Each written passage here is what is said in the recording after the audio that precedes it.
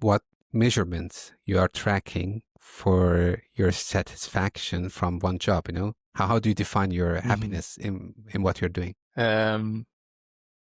It's interesting. It just reminded me of my old boss, David, had a whole spreadsheet for this that he helped me. Like he said, you fill this out, and it was very complex, and it had pivot tables and different interpretations of my drive and what I love doing.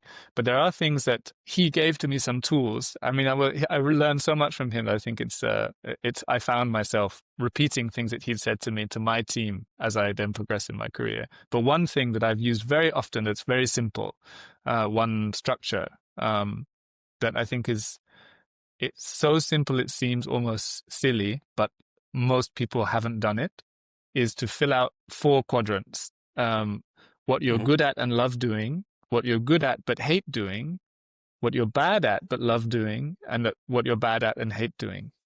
And it seems so obvious that when you first hear it, you're like, yeah, I know that. But when you really sit down and say, okay, but what are things that I'm good at but I actually don't enjoy, or things that I think those are the 2 hardest ones. What I'm bad at, what I'm good at but don't enjoy, and what I'm bad at but do enjoy, can kind of tell you how you might want to transition in a role. Oh, look, I've got some balloons.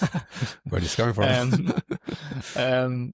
So if you realize there's something that you're good at but you really don't like, and people keep asking you to do, you can work actively to kill that thing and say, I don't want to do that anymore. Are you doing this? Or do I do that? Yeah.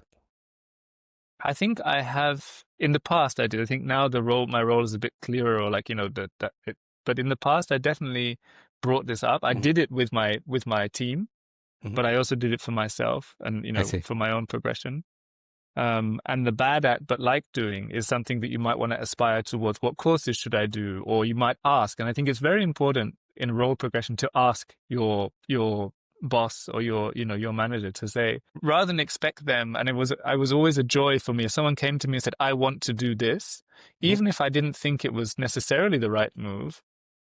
I was much happier for someone to come with ideas about what they wanted to do than expect me to just dictate it or tell them. I might have thoughts on a small level, but what your aspiration is your thing, right? That you should believe in, rather than, of course, there's mentoring, which is a different thing to like having a career conversation, like 365, review.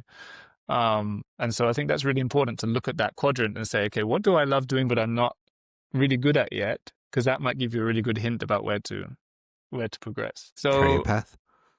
I would say that I was lucky to have like bosses, direct report, managers who were also very good mentors. And that is mainly, I think it's a mixture of luck. And we talked about luck and openness. So I decided to do or continue doing the things that felt good. And so I didn't leave those places because they felt good, but I was lucky.